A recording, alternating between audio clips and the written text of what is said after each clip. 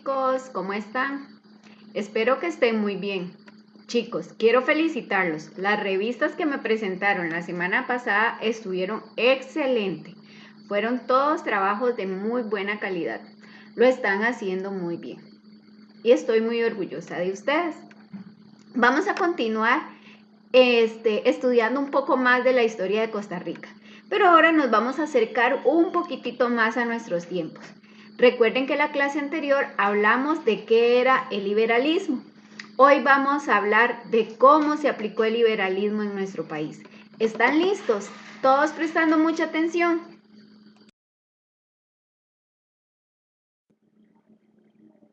Bueno, no podemos empezar de lleno el tema del Estado liberal sin antes hacer un repaso de lo que vimos la semana anterior, porque es importante recordar un poco para afianzar los conceptos que habíamos visto antes. Vamos a ver, ¿qué será el Estado liberal? El Estado liberal es un tipo de Estado que gobierna y elimina las barreras que obstaculizan el comercio.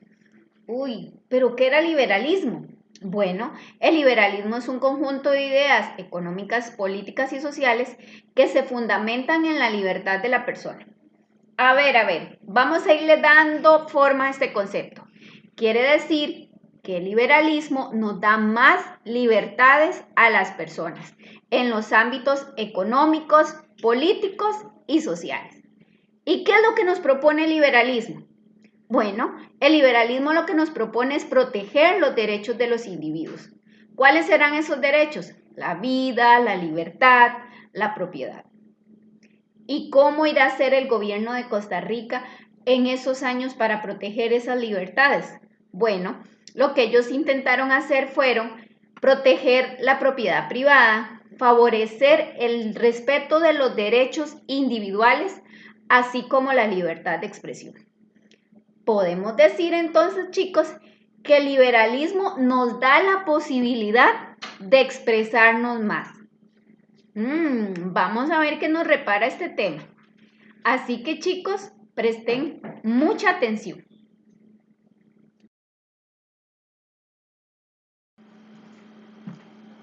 Inician las reformas liberales en Costa Rica. Debemos recordar quienes ejercieron mayor influencia en el Estado liberal en Costa Rica fueron, primero que nada, el general Tomás Guardia, Próspero Fernández Oriamuno y Bernardo Soto Alfaro, quienes en sus administraciones impulsaron las transformaciones en el funcionamiento del Estado. Los cambios estaban inspirados en ideas liberales, por eso se les conoce con el nombre de reformas liberales. Las reformas impulsadas durante el Estado liberal para modernizar el país se llevaron a cabo en 4 ámbitos: religioso, educativo, jurídico y estatal. Ahora bien, chicos, vamos a explicar cada uno de esos 4 ámbitos en los que se impulsaron reformas en el Estado liberal costarricense. Vamos a hablar un poco acerca de la reforma en el ámbito religioso. Dice que los gobernantes liberales querían evidenciar ante el pueblo que el Estado era el ente de mayor autoridad y que en esta autoridad no se compartía con otras instituciones, como la Iglesia Católica. Lo anterior desembocó una confrontación entre la Iglesia y el Estado, en la que se tomó medidas extremas como la promulgación de leyes anticlericales. Uy, ¿qué será anticlerical? Dice que anticlerical son contrarias a la Iglesia o al clero.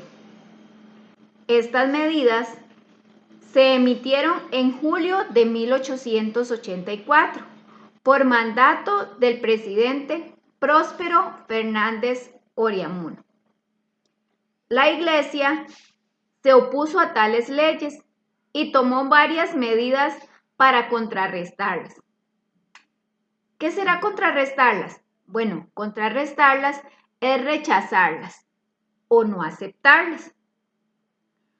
Como solicitar a los padres de familia no enviar a sus hijos a la escuela. Esto lo hizo a través de la prensa y de los sermones en la iglesia. Esta solicitud de la iglesia causó la disminución de la población estudiantil. Otra medida fue la creación de escuelas privadas en las que se enseñaba la religión libremente.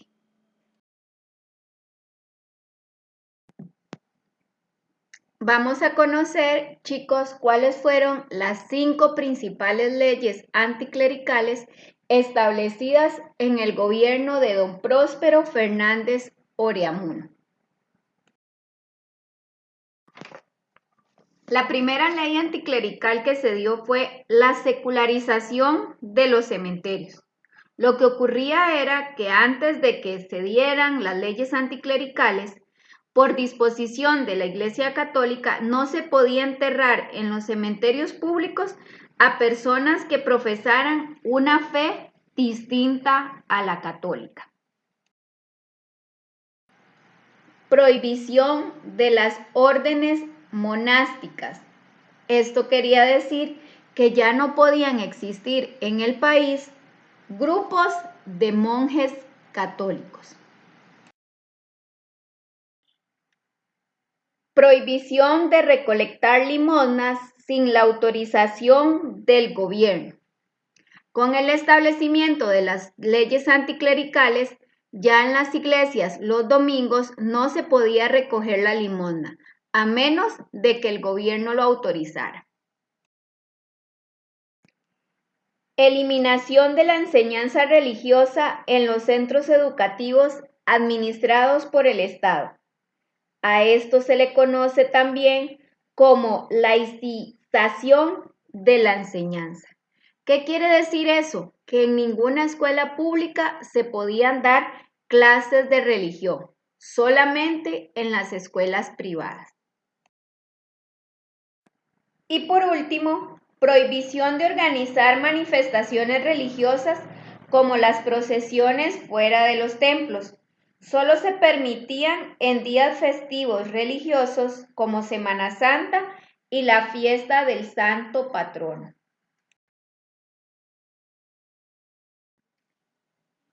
Ahora vamos a estudiar la segunda reforma, la reforma educativa. La organización y el control de la enseñanza por parte del Estado era uno de los objetivos de los gobiernos liberales. Para ellos, la instrucción pública debía extenderse al mayor número posible de personas, a fin de formar individuos conscientes de sus responsabilidades ciudadanas. En esa época, la Iglesia Católica ejercía una gran influencia sobre la enseñanza, debido a la ley del Concordato. Esta ley fue firmada en 1852 y permitía que la Iglesia supervisara los contenidos de la educación primaria, secundaria y universitaria. En consecuencia, muchos religiosos eran los únicos maestros en los centros educativos del país. Durante el gobierno de don Bernardo Soto, el secretario de Instrucción Pública, don Mauro Fernández Acuña, realizó una reforma al sistema educativo. El propósito de la reforma era integrar el sistema desde preescolar hasta la universidad. El proceso se inició con la aprobación de la Ley Fundamental de Instrucción Pública en el año 1885 y la Ley General de Educación Común en el año 1886. A partir de esta reforma, se van a presentar muchos cambios en el ámbito educativo del país, que se van a ver reflejados hasta la actualidad. Ahora, chicos, vamos a hacer un breve repaso por los principales elementos que se presentaron en la reforma educativa. Cerrar la Universidad de Santo Tomás, porque según el Estado tenía gran influencia religiosa. Fundar instituciones que apoyaran la función educativa, como lo fueron la Biblioteca Nacional y el Archivo Nacional. Asumir el control estatal de la educación al elaborar los planes de estudio y los reglamentos. Y por último, crear centros de enseñanza secundaria, con énfasis en materias científicas y técnicas. Así se crearon el Instituto de Alajuela, el Colegio de Señoritas y el Liceo de Costa Rica. Bueno, chicos, la clase de hoy la vamos a dejar hasta aquí. Solo vamos a estudiar estos dos cambios en las reformas liberales de Costa Rica para que las vayamos aprendiendo poco a poco. La próxima semana vamos a aprender las otras dos reformas que nos quedan pendientes. Sería la reforma jurídica y la reforma estatal. ¿De acuerdo? Muy bien, chicos. Para la clase de hoy vamos a hacer esta pequeña práctica.